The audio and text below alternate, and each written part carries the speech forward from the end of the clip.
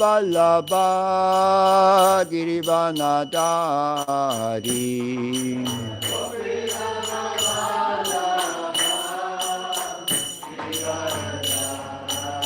Yashodanandana Pratitana Dandana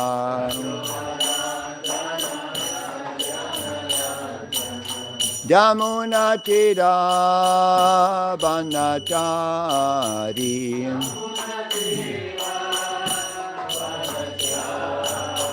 Injayo Radha Madhava Kunda Bihari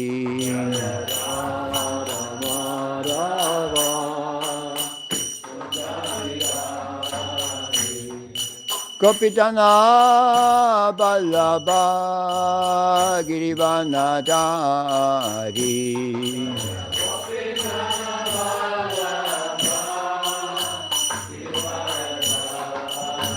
Yashodanandana Vratyajana Ranjana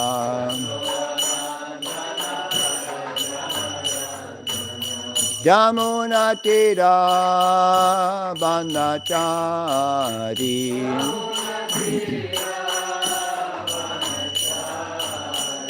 Jayo Radha Madhava Kunda Bihari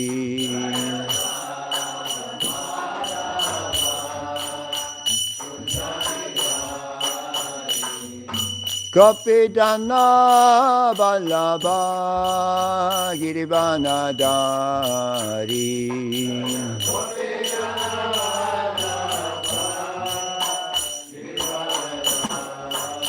Yashodanandana Vrajajana Ranjana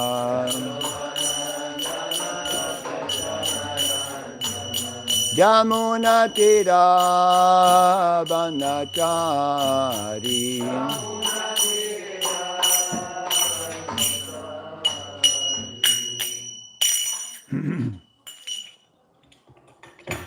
Jaya Jaya Shri Caitanya Jaya Nityananda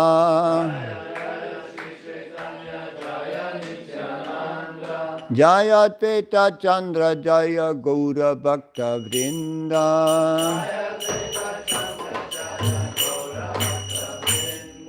Jaya Jaya Shri Caitanya Jaya Nityananda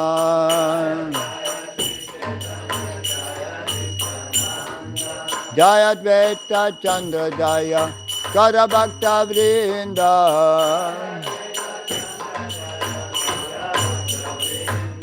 Jaya Jaya Shri Caitanya Jaya Nityananda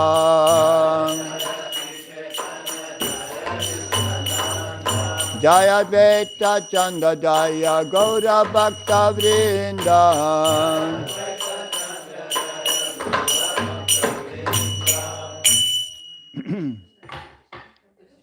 So, Hare Krishna. Auf Deutsch, ja?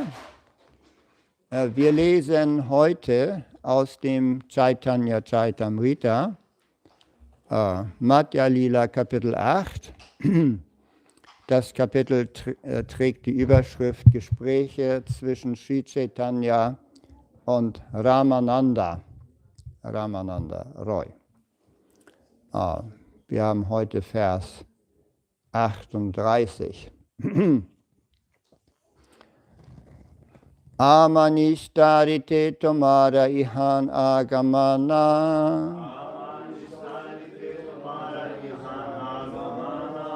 Amanishtarite tomara ihan agamana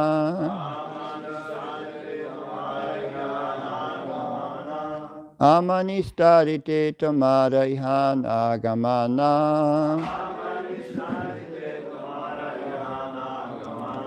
Paramadayalu tumi patita pavana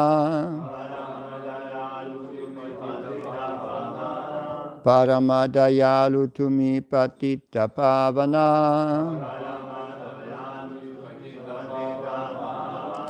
Paramadayalu tumi patita pavana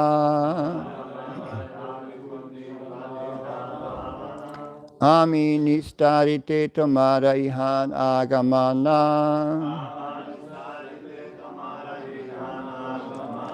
Paramadayalu tumi patita pavana.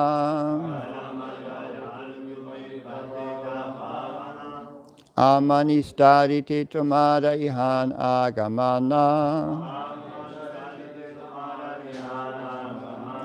Paramadayalu tumi patita pavana.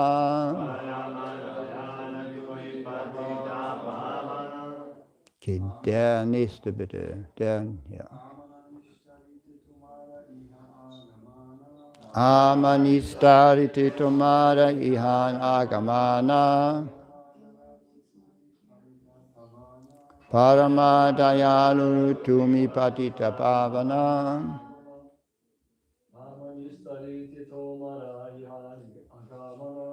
Amanistarite tomara ihan agamana.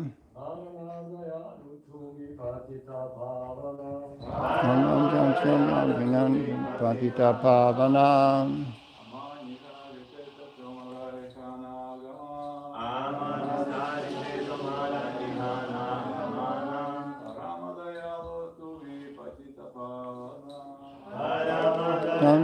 Tumi patita pavana.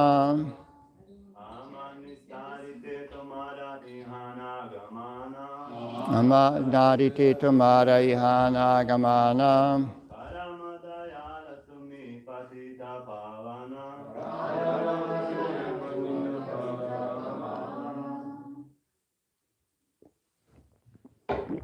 Die Damen bitte.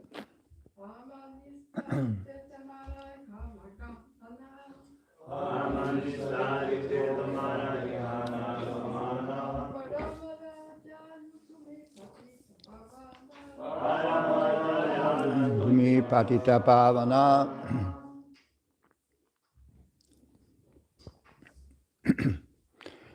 Okay, Amanistarite, um mich zu befreien. Tomara, deine. Ihan, hier. Agamana, Erscheinung. Paramadayalu, überaus barmherzig. Tumi, du. Patita Pavana, der Befreier aller gefallenen Seelen. Übersetzung von His Divine Grace A.C. Bhaktivedanta Swami Srila Prabhupada Ki Jai. Du bist vor allem deshalb hierher gekommen, um mich zu befreien. Du bist so barmherzig, dass du allein alle gefallenen Seelen befreien kannst. Ja, muss da immer geredet werden? Ist das notwendig?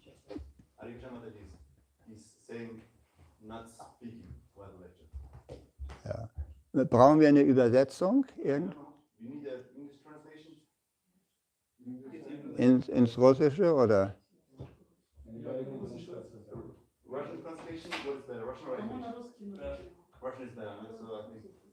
Ja, habt ihr eine wer macht das? Irina Minkina macht das. Okay. Damit ihr das, und bitte nicht reden, das stört mich, dann höre ich immer, versuche ich zu verstehen, was ihr sagt. Ich verstehe kein Russisch. Ja, gut. Ja, ja. Wer spricht denn überhaupt Deutsch? Das interessiert mich immer. Ja, gut.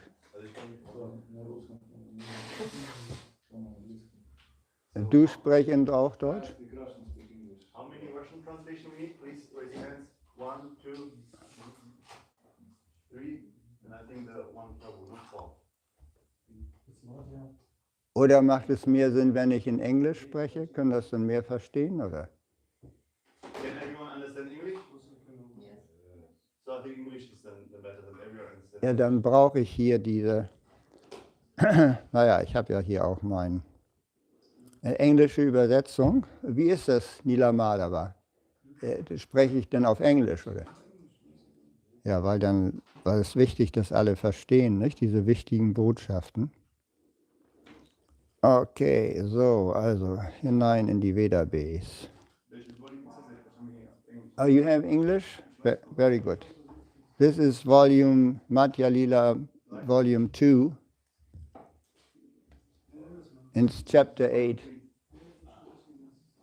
Chapter 8, and then also Madhya Lila, volume 4, chapter 15. This is chapter 8? Yes. Okay, Madhya Lila 8. Yes, and this is, then we need Madhya Lila 15. We need this verse, 15, 145. 15 habt ihr nicht?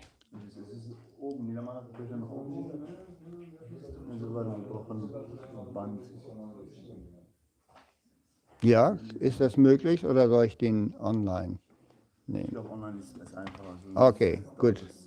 Okay. Mhm. Ja, das kannst du wegpacken. So, dann suche ich den mir online raus.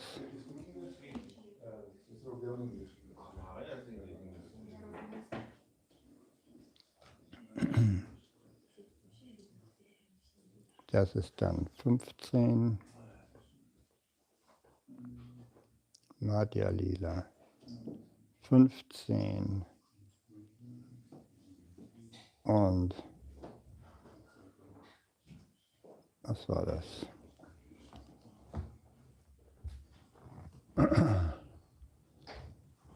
Hundert. Krishna.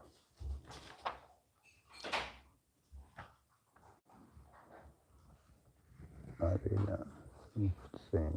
119. 146. Entschuldigung. Madhya Lila 19. Madhya Lila 19. Und 146 da.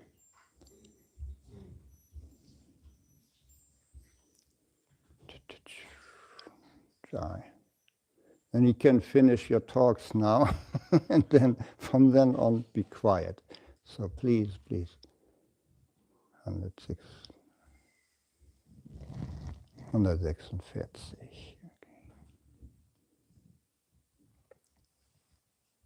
Okay, very good. Got it. Okay. Translation by His Divine Grace A.C. Bhaktivedanta Swami Srila Prabhupada Ki Jai. You have come here specifically to deliver me. You are so merciful that you alone can deliver all fallen souls. Purport by Srila Prabhupada. Srila Narottam Das Thakur sings in his Pratana 40, My dear Lord, please be merciful to me. Who can be more merciful than your lordships within these three worlds? You appear as an incarnation just to reclaim the conditioned fallen souls, but I assure you that you will not find a soul more fallen than me. Sri Caitanya Mahaprabhu's specific mission is to deliver fallen souls. Of course, in this age of Kali, there is hardly anyone who is not fallen, according to the calculations of Vedic behavior. In his instructions to Rupa, Sri Chaitanya Mahaprabhu described the so-called followers of Vedic religion in this way. This is Madhya Lila, 1946. Madhya Lila 8, 38. Veda nishta matya deka veda mukhe mane veda nishata papakare dharmana hikane. So-called followers of Vedic principles simply accept the Vedas formally, but they act against Vedic principles. This is symptomatic of this age of Kali. People claim to follow a certain type of religion, saying formally, I am Hindu, I am Muslim, I am Christian, I am this or that. But actually, no one follows the principles enunciated in religious scriptures. This is the disease of this age. However, the merciful Sri Caitanya Mahaprabhu has simply advised us to chant the Hare Krishna Maha Mantra, Hare Nama, Hare Nama, Hare Nama Eva Kevalam. The Lord can deliver anyone and everyone, even though one may have fallen from the injunctions of revealed scriptures. This is Sri Chaitanya Mahaprabhu's special mercy. Consequently, he is known as Patita Pavana, the deliverer of all fallen souls. Nama Om Vishnu Padaya Krishna Pistaya Putale Shri Mati Bhaktivedanta Swami Niti Namine Namaste Saraswati Devam Gauravani Pacharine Nirvishesha Sunyavadi Paschatyadi Satarine. Hare Krishna.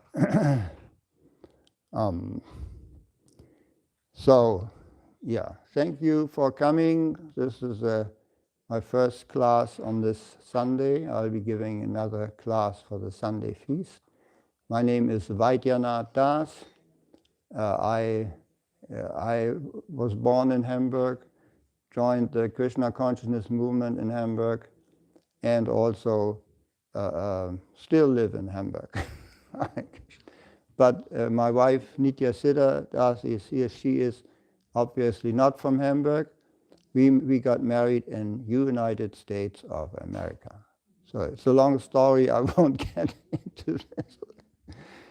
So I'm also a family man. We have 3 children, by now 6 grandchildren, who are about your age, our grandchildren. Yes, okay. So I want to start with this song quoted by Srila Prabhupada, written by Srila Narottam Das Thakur, that, my dear Lord, please be merciful to me. Who can be more merciful than your Lordship within these 3 worlds? You appear as an incarnation just to reclaim the conditioned fallen souls, but I assume that you will not find a soul more fallen than me, so fallen. So Prabhupada says in this age everybody is fallen, but do we really feel like that?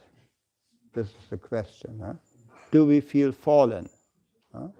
Maybe those who have practiced Krishna consciousness for some time, they feel fallen.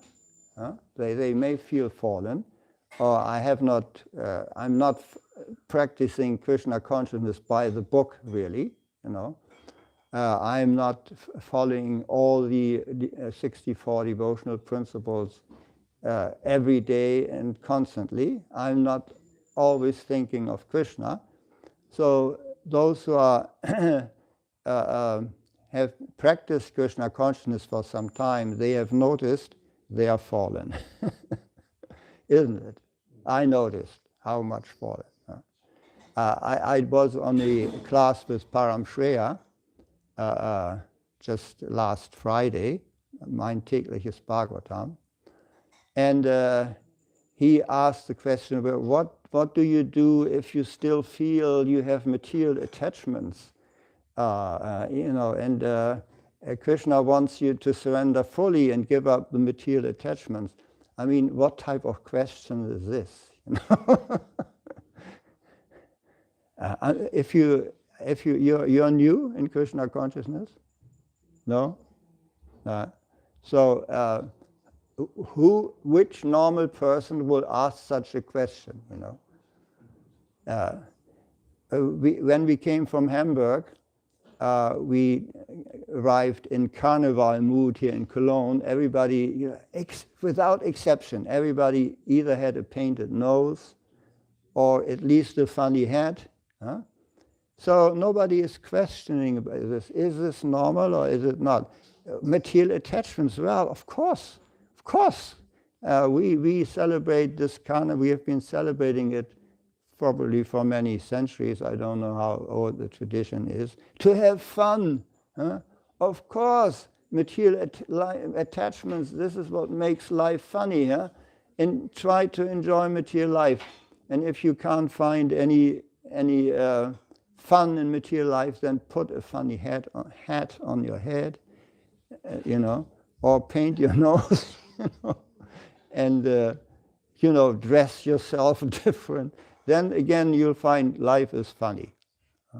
Because, and actually, this carnival tradition in Cologne is quite funny by German standards.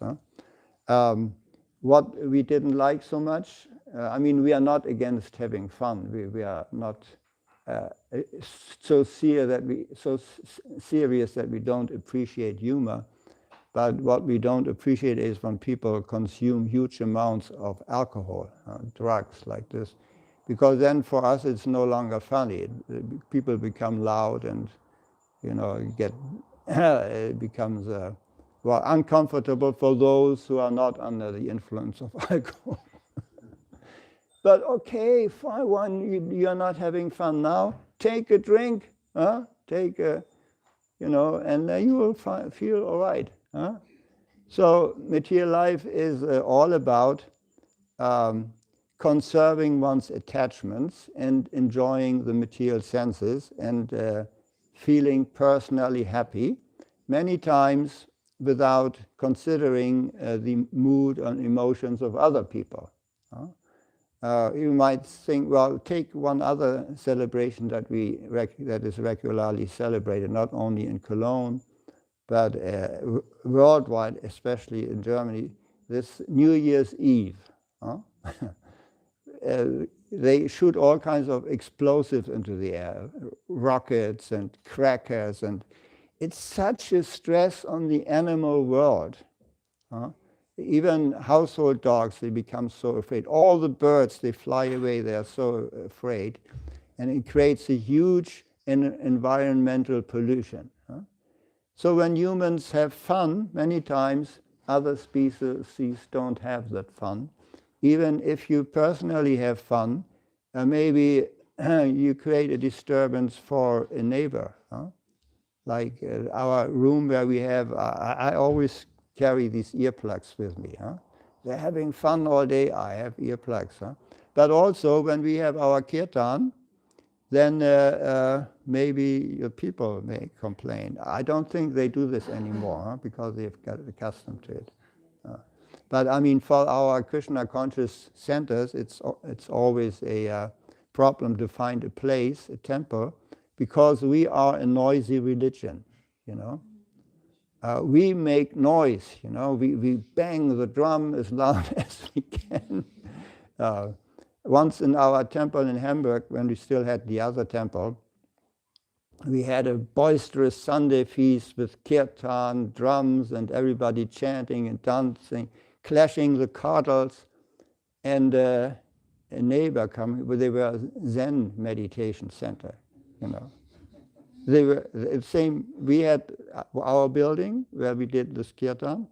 They, across the square, they had a Zen meditation center. So Zen meditation is very quiet. Maybe you have participated in quiet meditation, because the secret of meditation is to make the mind still, make the mind still, quiet.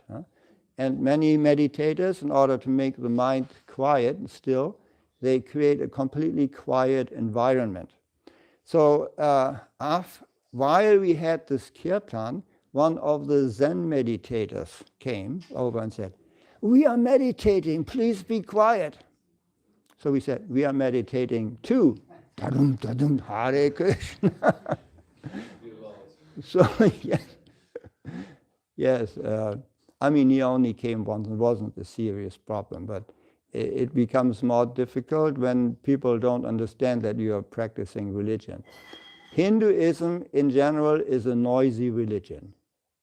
Not only we make noise, make music and beat drums, but others also. Go to any Hindu festival, even marriages, they beat the drums really loud, and they can take it up with modern amplifiers and loudspeakers, So with just normal drums. Yeah. So why? Because while we are singing and dancing, this is a form of worshiping God. This is called Hari Kirtana. Hari Kirtana. So while people in this world celebrate and try to satisfy their senses, they don't feel fallen. The opposite. If you have a better car than your neighbor, then your neighbor will, we've had it, one of our relatives has really nice fancy car. So she drove by our place where we live, and all the neighbors looked at her car. Oh, such a good car.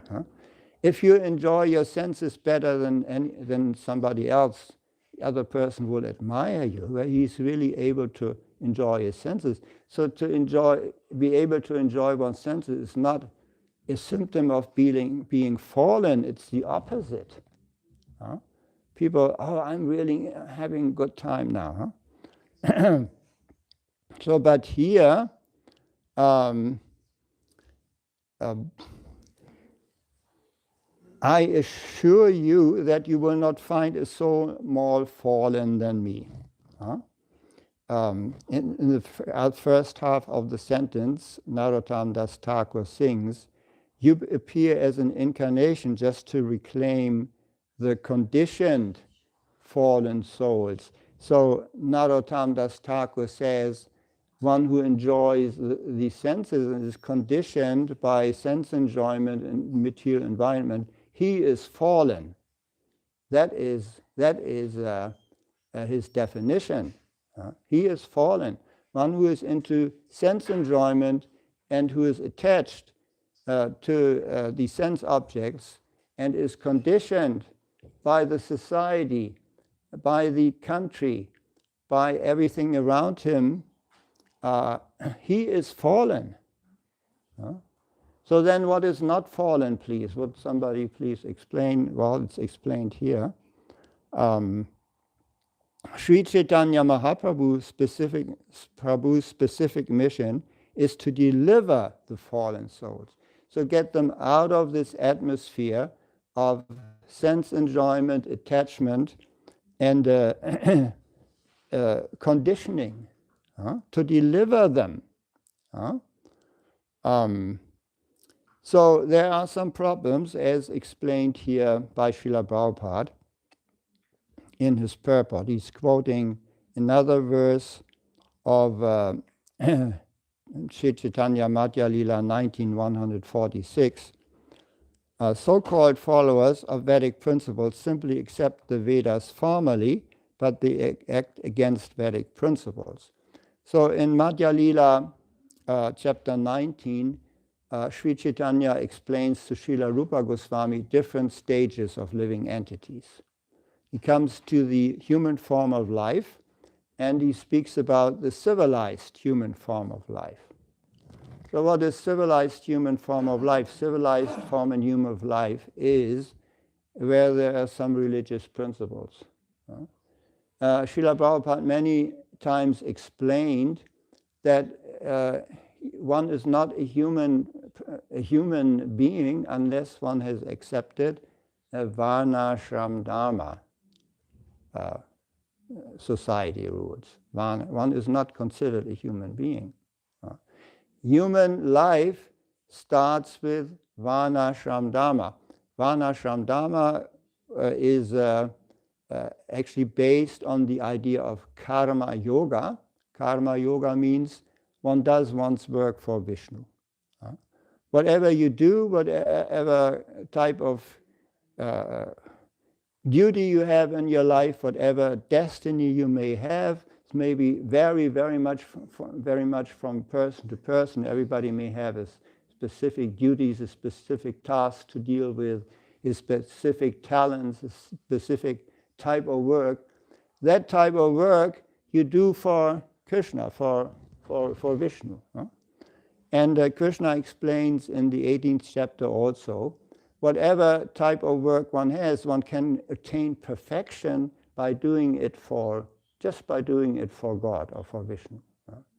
It is not necessary to make a big career. We have, of course, in Varna Shram Dharma, we have 4 layers of society. We have the Sudra, a working class. We have the Vaishya, which is the mercantile class, we have the Kshatriya, which is the governors and military class, and then we have the Brahmanas, which is the priest class. Huh? But if you want to, in Indian society, many times it's considered, well, the Brahmanas are best. So if I want to perfect my life, I have to become Brahman. This is why even Indians who come to Germany now, foreign countries, they will often say, well, I'm from a Brahmin family. Very proud, I'm from Brahmin family. Yeah. If they are lower than Brahmin, they will not mention. Why? They think, well, you have to be high, very high up in the society, and then you're perfect. Then you're able to impress others. Huh? But Krishna said, no, it's wrong.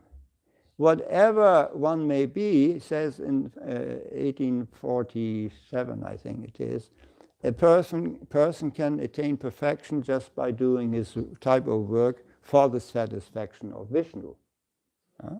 For the satisfaction of Vishnu, he works. This is the perfection. Connect your life with Krishna or Vishnu. Krishna, he promises in the 3rd chapter, Yakya tat karma no anyata loko yam karma bandhana tat adhatam karma kaunta yamukta sangha samacharet. He says, work has to be done as a sacrifice for Vishnu. Then one will not get entangled in the reactions of one's work. Work has yakya tat karma no loko yam karma bandhana. One will not be attached to the, one will not get the reactions to his work. So work has to be done for Vishnu, and Srila Prabhupada explains this is when human life actually starts. Because outside the human species, the living entities are also having fun. Huh? Look at the birds, they're having fun where the weather is nice. You can observe, even any animal, you go outside, you worship, you look, observe the deer, for example, or any type of animal. If they are not disturbed, if you're able to hide, probably you see they're sometimes having fun, especially when spring comes. So Prabhupada says, unless you at least follow the principles of karma yoga, human life is just like animal life. Just like animal life. So therefore, in all human societies, you have some type of religion. Here, Srila Prabhupada is referring to a verse from Madhya Lila chapter 19, that even especially in Kali Yuga, when people profess to a certain type of religion, they're only doing it formally or superficially. So-called followers of Vedic principles simply accept the Vedas formally, but they act against Vedic principles. I have seen that many times. I work a lot with the Hindu community. We also have the Hindu Forum Germany, where I'm one of the managing directors.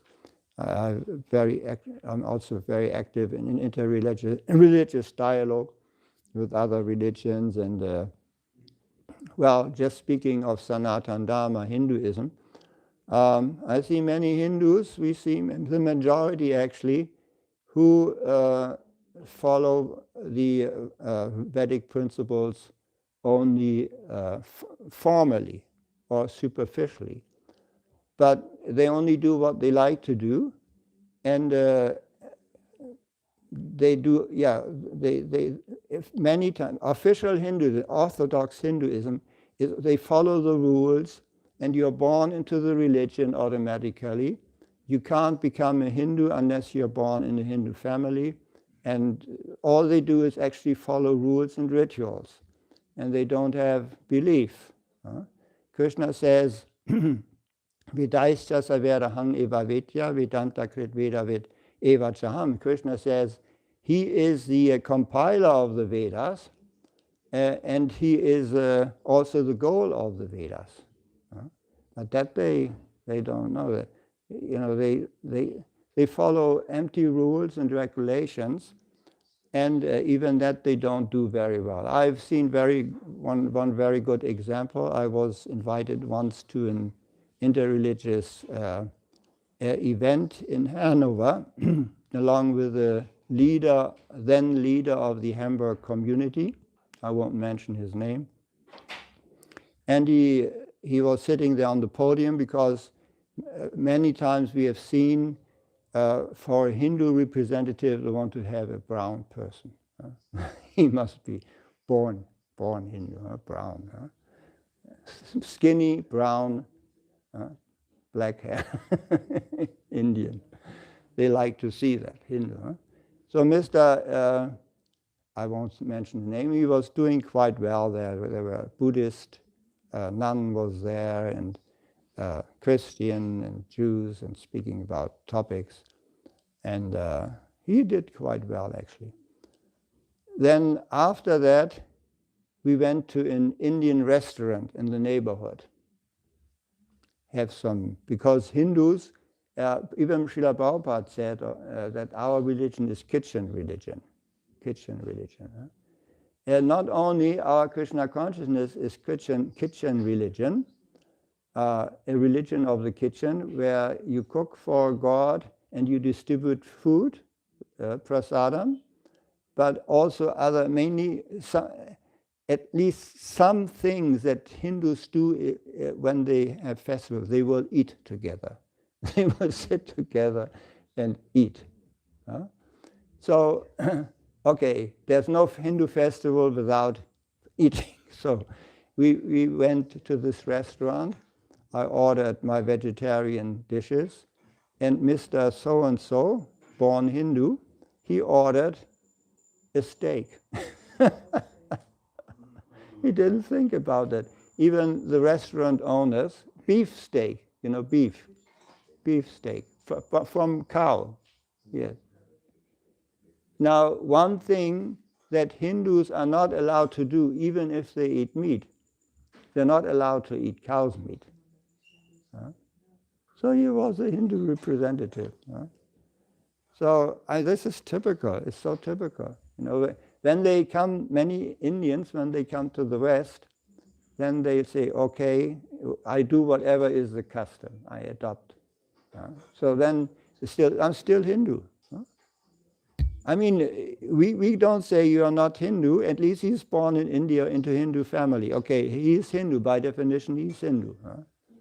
But it's only following the Vedic principles superficially, and some he's following formally, but others he's not following formally. So this is typical in any religion, the majority of people. So even though they belong to so-called civilized society, because there's some religion, people don't follow it. And I want to read also this other verse that I looked up, Madhya Lila 1946. I'll read it again. The original. Among human beings, those who are followers of the Vedic principles are considered, who are followers of the Vedic principles. But that can mean any religious principles, are considered civilized. Among these, almost half simply give lip service while committing all kinds of sinful activities against these principles. So this is what I was giving the example about. Such people do not care for the regulative principles, purport by Srila Prabhupada. The word Veda means knowledge. Supreme knowledge consists of understanding the Supreme Personality of Godhead and our relationship with Him, and acting according to that relationship. Action in accordance with the Vedic principles is called religion. Vedic principles are there in any other religion of the world also. Religion, here comes the definition. Religion means following the orders of God, the Supreme Personality of Godhead. The Vedic principles are the injunctions given by the Supreme Personality of Godhead. Aryans are civilized human beings who have been following the Vedic principles since time immemorial. No one can trace out the history of the Vedic principles set forth so that man might understand the Supreme Being. Literature or knowledge that seeks the Supreme Being can be accepted as a bona fide religious system. So see here the definition of a bona fide religious system. Literature or knowledge that seeks the Supreme Being. It doesn't say Indian books, doesn't say Indian society. Literature or knowledge that seeks the Supreme Being can be accepted as a bona fide religious system, but there are many different types of religious systems according to the place, the disciples, and the people's capacity to understand.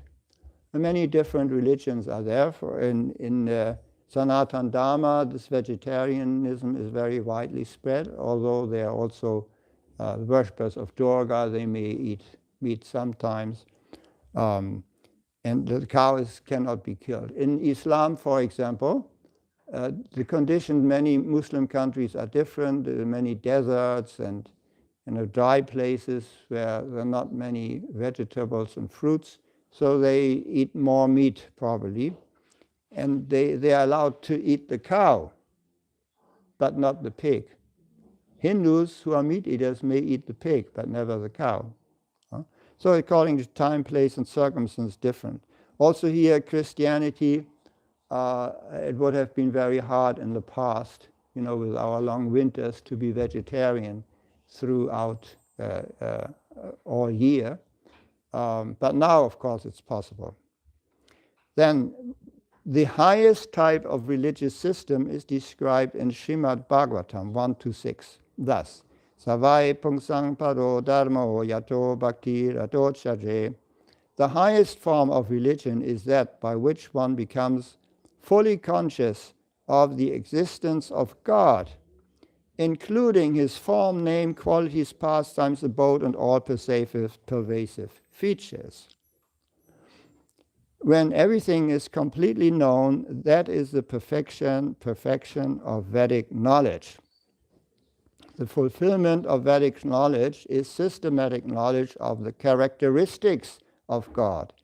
This is confirmed by Lord Krishna in the Bhagavad Gita, Vedaisya Saveraham Eva Vedya 15:15.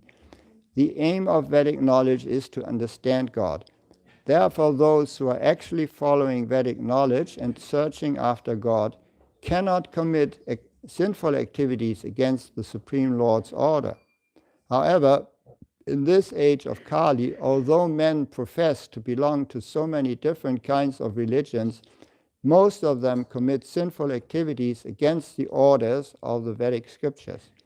Sri Caitanya Mahaprabhu therefore says, Veda nishita papekare dharma nahigani. In this age, men may profess a religion, but they actually do not follow the principles. Instead, they commit all kinds of sins. So,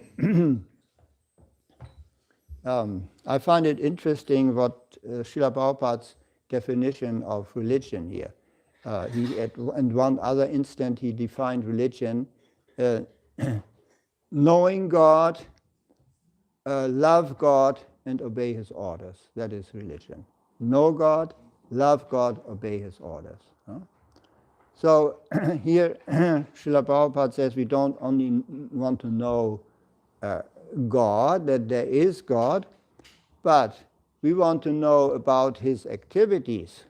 And we want to know about the place where he lives. We want to know his pastimes, what he does.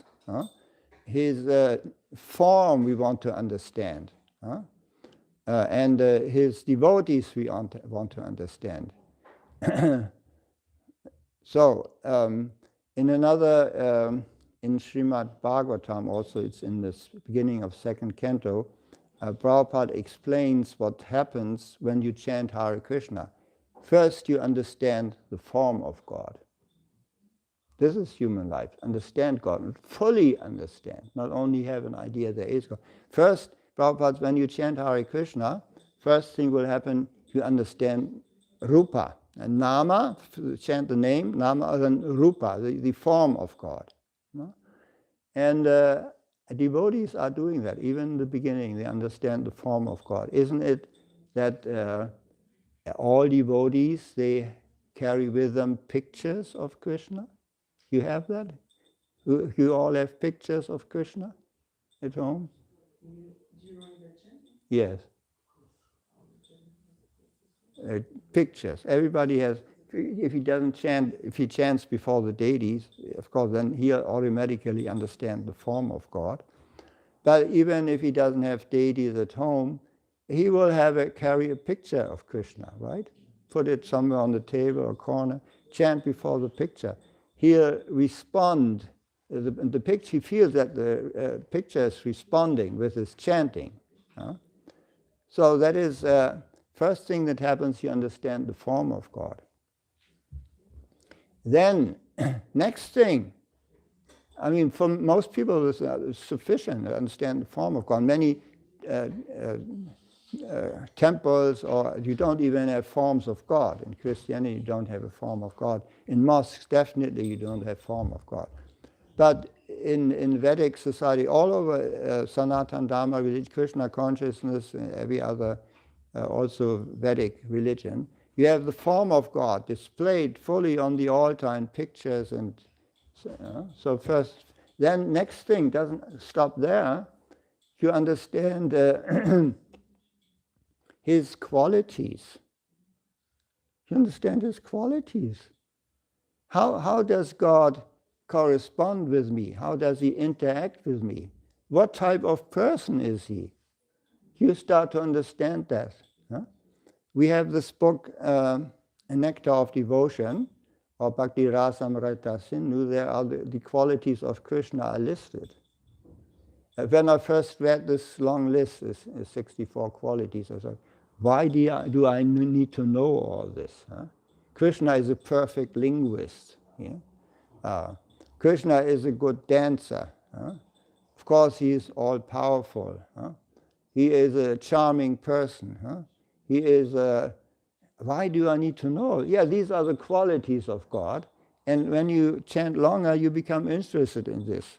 What type of person is Krishna? 64 qualities. I can't list them. We looked them up in the Nectar of Devotion. Then after that, you understand the pastimes of God. This is the highest stage. You understand the pastimes of the Supreme Personality of Godhead. What he does, what are his interactions with his parents, Nanda Maharaj and Yashoda? What are his interactions with his cowherd boyfriends? What are his interactions with the gopis? With his uncles, aunts, his entire environment there in Goloka Vrindavan, and also Mathura and Dwarka. You understand the path, how he lifts Govardhan Hill. Many people think, well, they see a picture of Krishna lifting Govardhan Hill, they think, oh, nice story. No, but for devotees, this is a pastime. They understand how Krishna does this. They find out, we have of course, Govardhan Hills is only as one example. We have the relation in the Srimad Bhagavatam. But the Vaishnava Acharyas, they have explained so many more details about how Krishna lifted the Govardhan Hill and what each and every Gopa, cowherd boy, said there. And so they delve into these pastimes. Sometimes I hear some of our devotees in the Krishna consciousness movement, they're very good at relating pastimes. They've studied the works of the Acharyas, Rupa Goswami and especially Srila Rupa Goswami, others also about these confidential leelas that Krishna has in Goloka Vrindavan. I must admit, I can never, I hear them once, I find it nice, but I don't remember exactly. I can't tell those leelas very well because I always forget them. But some are, so at least we can see that, some very advanced devotees, also great teachers of our tradition, like Srila Rupa Goswami, they see these pastimes of Krishna. And we are also encouraged to one day see the pastimes of Krishna. This is full knowledge of God. So here in this part of Caitanya Caritamrita Madhya Lila 8, this part is called Talks Between the Lord and Ramananda Roy. We are only in the beginning of it. We are only at the verse where Ramananda Roy meets Sri Chaitanya Mahaprabhu, and then the talks start. And they start from the very lowest realizations of God up to the final goal, all that you can understand about God. So human life starts when you start working for God. And also in our Krishna consciousness movement, although they're all realization is possible through the chanting of the Hare Krishna mantra, but because we come from many, many lifetimes of conditioned life, we still have many habits from our previous life, last 20 years, or maybe who is young as 16? What's your age? 19. Yeah. So for 19 years already. I joined the movement when I was 20. I had already done a lot of nonsense. Even one may not do I won't enumerate, but maybe you also have done some nonsense. Maybe, some things that we did are not nonsense, like if we were good studying in school, and so that wasn't really nonsense. But in terms of Krishna consciousness, many things that we did were at least a waste of time. Because it didn't lead to Krishna consciousness. Now, I'm not saying that if you go to school, it's a waste of time. Actually, you do need what you learned in school. And I learned English at school, for example. Some things are really good. Also, when you do a profession, it's not a waste of time, because later you can use it all in Krishna consciousness. It's not waste of time, but many other things that we like to do in terms of self-realization, they were a waste of time, at least. So we carry all that past into the temple, into the Krishna conscious temple, and we say, from now on, I'm going to be God conscious. Yeah, good idea, from now on. And you can do something to become Krishna conscious, especially chant the holy name and worship the deity. There are many, many tips that we can give that are there in the books to become Krishna conscious. It's a process. It may take some time. Okay, I want to end here. Are there any questions, any additions? Yeah. Prabhu, I have one question in my mind. Like, what does it mean to accept Varnashrama Dharma nowadays? So, what does it, for example, like we have close community, like on a farm. Yes. How is it practically implemented? See, I can tell you my realization. I thought about it because, in my life, we tried many things. I'm one of the pioneers of the movement. We tried so many things that Srila Prabhupada asked us to try. And some things didn't work out. I tried living in a farm community also with my wife. We got After our marriage, we got married in Atlanta, Georgia, and I had been a brahmachari for 12 years. And I was 32, and my wife was 23, right? 23. So I thought, oh, now you get married. This is dangerous, such this beautiful young lady. Oh, you didn't learn this as a brahmachari, did you? I said. So now you have to be really strict, otherwise you're going to fall down the black hole. And my wife also, she had been a brahmacharini for 5 years, so very renounced life. And now we were married. Oh boy, at least we thought, okay, we are married, but we must move into a very strict farm environment, Go to the farm. New Vrindavan, you've heard of New Vrindavan? So we moved to New Vrindavan, and there we experienced farm life. And you may have heard about the history of New Vrindavan. It ran into trouble also. What my wife told me, this farm life, I thought that, nature, living in the hills, we had a little hut in the hills. And I was doing some administration at the school. I mean, farms also need schools, so, but all out, and I loved it, and the cows, and beautiful. And my wife told me, she's from Mexico, there she sits, we've had this farm life in Mexico. I was born in a village, and I don't want to do this all my life, this farm life. So there already it became relative. I mean, second world country like Mexico, people live in the villages, they live on the farms.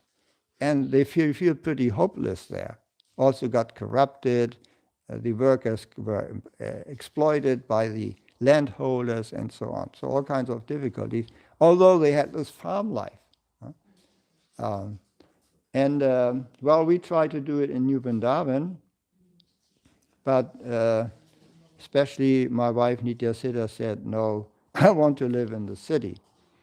So then we had to think differently about Varnashram Dharma. I had to think, because I got a job, I went to work, and to maintain the family, I couldn't have earned the money on the farm anywhere, because I didn't have these agricultural skills.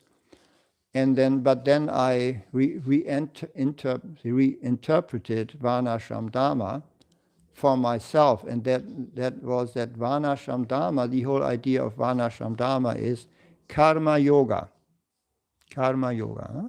That means whatever you do, whatever you work you do it for God. So even though I was working in an office at a desk, we practiced Krishna consciousness at home, and we gave donations to the temple. And this for me is Varnashram Dharma, because Varnashram Dharma is based on work for God. You just connect your activities that you have to God some way. You do it for God. Now I've been retired since 2013, and I'm a full-time Krishna devotee again. I do administration for the movement, so many different things. I do preaching, and so like this. So this for me is Varnashram Dharma. You can go to some Hachalam, but even farms today, people don't entirely live from what they harvest on the farms. They buy many things in shops. So this is not the traditional Varnashram Dharma. Varnashram Dharma means you live in the village, you stay there, you only eat what you grow. And maybe you can sell some things and trade in other things that you cannot grow. So this for me is Varnashram Dharma.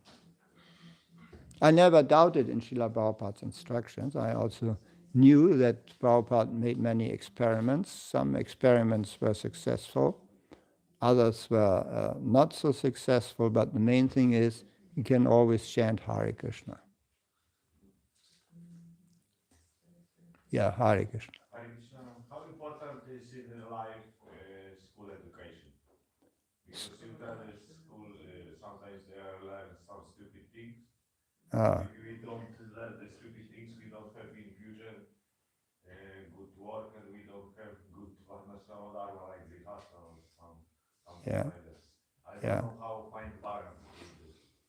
Yeah, what is missing in modern school education, of course, is the spiritual outlook, huh? That you don't learn anywhere. Even Bhagavad Gita 9.2, Krishna says, this knowledge, the king of education, Raja Vidya. It is the purest knowledge. Prabhupada writes in the purpose, this knowledge isn't taught anywhere, in any school or university. Huh? So we have 3 own children, and we made up for it. We practiced Krishna consciousness at home with them. We went to festivals with the children, got together with other young families, huh? Engaged, so made up for this, added this religious perspective. Srila Bhaktisiddhanta Saraswati said that everything is okay in this world as it is, only one thing is missing, so that is God consciousness. Huh? So you add God consciousness to even to school, and it will be all right. I mean, the atmosphere at today's school is, of course, mostly materialistic. It is materialistic, but you add God consciousness, and it will be okay.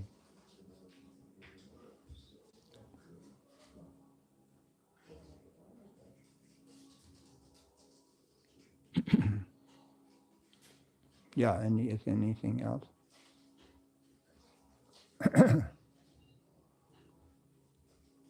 Okay, so we stop here. We have our child protection seminar. My wife gives. I only do the technique for the child protection. Then I'll tell you more during the Sunday program. I speak about God's mercy. Hare Krishna. Hare